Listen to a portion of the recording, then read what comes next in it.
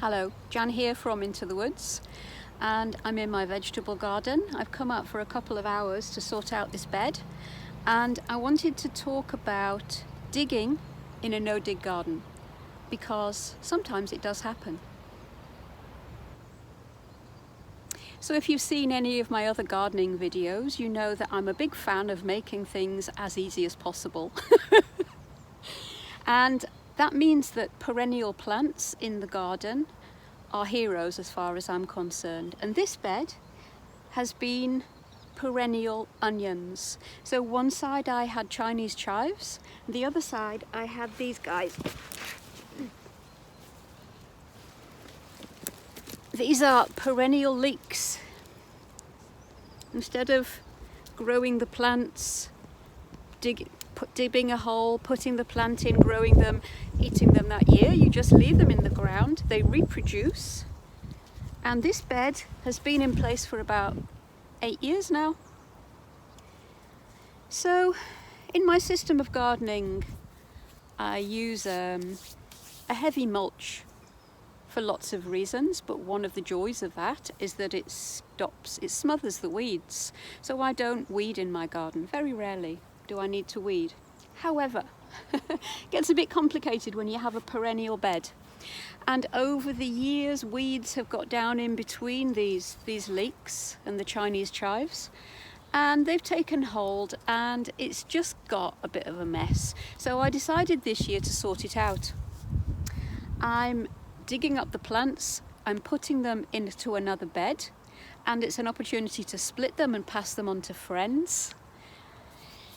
And this is a time for me to dig and to see what state the soil is, because I very rarely go down into my soil. It's quite an interesting experience. I'm not digging for the sake of it, I'm just digging enough to bring the leeks and the chives up without harming their roots, and at the same time explore what state the soil is in. So I'm quite pleased. The soil seems in good heart. It gets lots of compost, it gets lots of mulch, which also breaks down and feeds the organisms underneath. It's it's not disturbed at all. This one hasn't been disturbed for 8 years. And I'm seeing lots of worms. So especially underneath onion plants, I don't know if you find that. Underneath onion plants, worms seem to particularly love hanging around. So there's plenty of worms, and if I see worms and life in the soil, I'm encouraged that the soil is in good heart. So it's the end of the day. The sun's just going down. It's been the most beautiful day. Cold, but beautiful.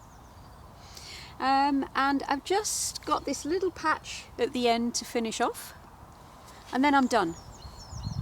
I just wanted to talk a little bit about digging in a no-dig garden, because it's not the same as digging that I used to do before I was no-dig. So before I used to do get a spadeful, turn it over with the idea of turning the weeds under. In a no-dig garden, I really respect the creatures in the soil. And the creatures who live in the top inch don't know how to behave and can't live 6 inches down, and vice versa.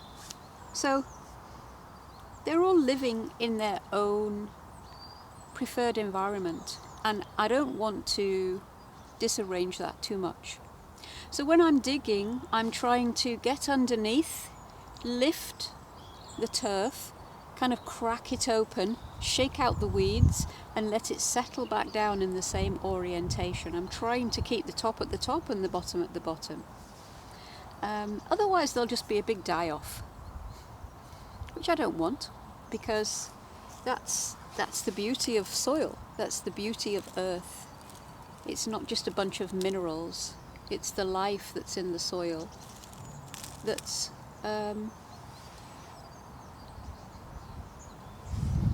that does the business. We're learning more and more about this. So I'm very careful about how I dig, and I'm very careful not to tread on my bed if I can avoid it, because I don't want to compact. I want to keep the air spaces intact, because so the soil can breathe and so the water can percolate down, and all the little creatures can be happy because they can have moisture and they can have air. So I just wanted to show you these plants in close-up. Here is a bit of a bedraggled Chinese chive. They're just getting going at the moment. They make beautiful plants. I'll show you some clumps over there. I've already transplanted some in the autumn and they've got going beautifully. These I'm going to give away. And here's the leek, the perennial leek. I've just been and looked it up for you. They're actually a native of the British Isles. I've never noticed them growing wild, but they're probably the great ancestors of the annual leeks that we have in our gardens. And you can see how this was the original one, and then it's forming these two bulbils at the side, and that's how they spread.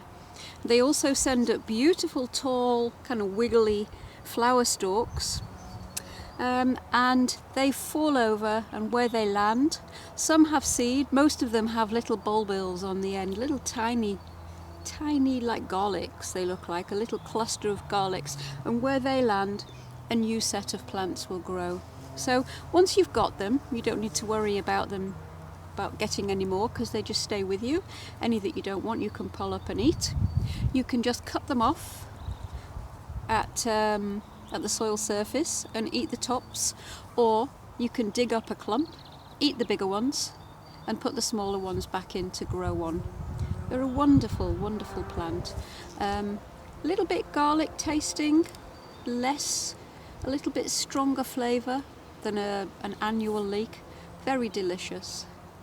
As you see, they don't grow that big. They're more like my finger size. For me anyway, the variety I've got, maybe there are bigger ones. Babington leeks. So if you have a no-dig garden and you keep these perennial onions, I'd love to hear from you. I'd love to know how you grow them and pick up any tips from you, because I don't know anyone else that grows them. So leave a comment below and tell me more. You can buy seeds if you want to start from scratch, or you can get the little bulbils. So I'm going to finish off now. I'm going to rake this bed flat, cover it with compost, and it'll be ready for my potatoes in a few weeks' time. Thanks for watching. Bye bye.